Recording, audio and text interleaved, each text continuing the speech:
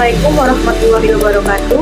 Perkenalkan, saya Katri Kinanti dari Fakultas Hukum Ilmu Sosial dan Ilmu Politik, Prodi Administrasi Negara, kelas 5A Administrasi Negara, Universitas Terbuka, Tokjar Lahat. Di sini saya akan membahas materi mengenai bahasa dan komunikasi. Baiklah, selamat menyaksikan.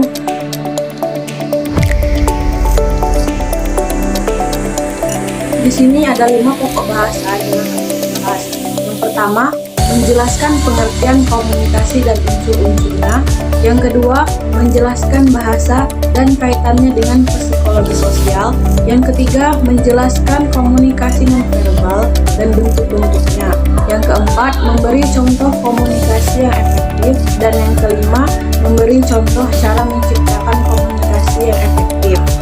Baiklah, kita mulai dari pokok bahasan yang pertama, yaitu menjelaskan pengertian komunikasi dan unsur-unsurnya. Pengertian komunikasi itu sendiri merupakan proses penyampaian pesan dari komunikator kepada komunikan yang melibatkan pengiriman dan penerimaan informasi agar dapat dipahami. Ada 2 komunikasi, yaitu komunikasi verbal, lisan, dan tulisan, dan komunikasi nonverbal, gerakan tubuh atau ekspresi. Serta komunikasi ini dapat terjadi secara langsung ataupun melalui media. Tujuan komunikasi yaitu untuk menyampaikan informasi, mendidik, menghibur, dan mempengaruhi perilaku. Unsur-unsur dari komunikasi itu sendiri, yang pertama pengirim pesan, yang kedua pesan, yang ketiga saluran, yang keempat penerima pesan, dan yang terakhir atau yang kelima umpan balik. Selanjutnya kita akan menjelaskan pokok bahasan yang kedua, yaitu mengenai bahasa dan kaitannya dengan psikologi sosial. Bahasa adalah sistem komunikasi yang digunakan manusia untuk berinteraksi, mengekspresikan pikiran, perasaan, dan identitas. Menurut Kamus Besar Bahasa Indonesia, bahasa merupakan sistem lambang bunyi yang arbiter, digunakan untuk bekerja sama dan berinteraksi dalam masyarakat. Fungsi utama bahasa meliputi komunikasi, ekspresi identitas, penyimpanan informasi, dan pengembangan pikiran. Lalu, apa sih kaitan antara psikologi sosial dan bahasa? Kaitan antara psikologi sosial dan bahasa terletak pada perilaku berbahasa seseorang, sebagaimana dipengaruhi oleh kehadiran orang lain. Artinya, berbicara kita ditentukan oleh siapa lawan bicara dan bagaimana mengekspresikannya melalui para bahasa dan gaya bahasa. Kemudian, kita akan menjelaskan pokok bahasan yang ketiga, yaitu mengenai komunikasi nonverbal dan bentuknya. Komunikasi nonverbal adalah proses penyampaian pesan tanpa kata-kata, mencakup berbagai bentuk yang sangat penting dalam masyarakat. Bentuk-bentuk komunikasi nonverbal itu sendiri, yang pertama kontak mata. Kontak mata adalah elemen penting dalam komunikasi nonverbal yang dapat menunjukkan perhatian, ketertarikan, dan kejujuran. Melalui kontak mata, seseorang dapat menjaga umpan balik dalam percakapan dan menunjukkan hubungan positif dengan lawan bicara. Intensitas dan durasi kontak mata juga memiliki makna. Yang pertama, tatapan yang kuat dapat mencerminkan dominasi atau agresi, sementara tatapan lembut menunjukkan perhatian dan kasih sayang. Baiklah, bentuk komunikasi nonverbal yang kedua yaitu ekspresi wajah. Ekspresi wajah adalah bentuk komunikasi nonverbal yang mencerminkan emosi seseorang melalui gerakan otot wajah. Terdapat 7 ekspresi wajah secara universal, yaitu kebahagiaan, kesedihan, kemarahan, ketakutan, kejijikan, terkejut, dan terhina. Ekspresi ini dapat membantu dalam interaksi sosial dan menyampaikan pesan emosional tanpa kata-kata. Ekspresi mikro yang berlangsung cepat sering menandakan emosi yang tersembunyi. Bentuk komunikasi nonverbal yang ketiga yaitu posisi tubuh dan gerakan. Posisi tubuh dan gerakan adalah aspek penting dalam komunikasi nonverbal. Postur tubuh dapat mencerminkan kepercayaan diri.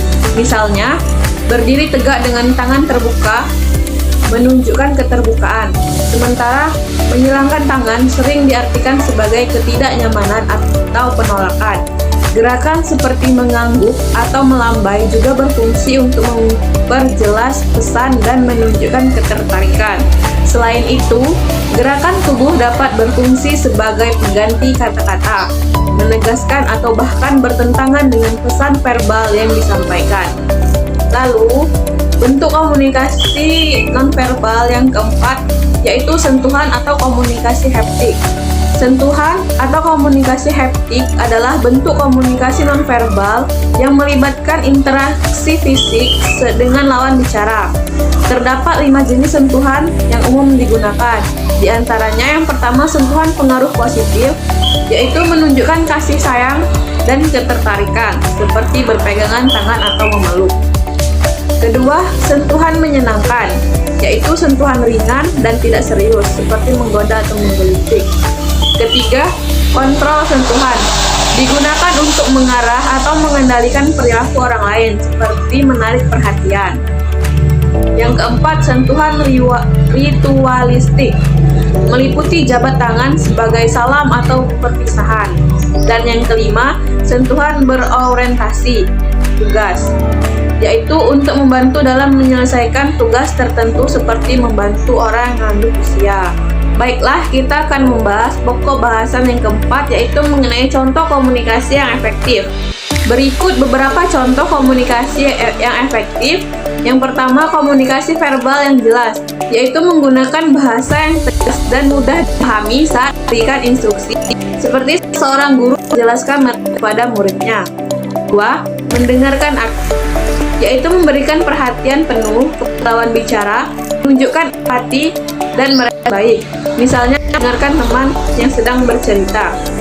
Ketiga, bahasa tubuh positif, yaitu menggunakan ekspresi wajah dan gerakan tubuh yang mendukung pesan, seperti tersenyum saat berbicara di depan umum. Kemudian, kita akan membahas pokok bahasan yang kelima atau pokok bahasan terakhir, yaitu mengenai contoh cara menciptakan komunikasi yang efektif. Berikut cara untuk menciptakan komunikasi yang efektif. Yang pertama, sampaikan informasi dengan jelas dengan menggunakan bahasa yang sederhana dan langsung agar mudah dipahami. Yang kedua, dengarkan aktif. Berikan perhatian kepada lawan bicara, tunjukkan empati, dan tanggapi dengan baik. Yang ketiga, bahasa tubuh yang positif. Ekspresi wajah dan gerak tubuh yang mendukung dapat memperkuat pesan yang disampaikan. Keempat, ajukan pertanyaan. Tanyakan untuk klarifikasi atau untuk mendalami topik, menunjukkan Anda terlibat dalam percakapan. Dan yang kelima, adaptasi dengan audiens. Sesuaikan gaya komunikasi dengan audiens untuk meningkatkan pemahaman. Itulah materi yang dapat saya sampaikan. Jika dalam penyampaian materi terdapat kekurangan ataupun kesalahan, saya minta maaf. Terima kasih. Saya akhiri. Wassalamualaikum warahmatullahi wabarakatuh. Sampai jumpa.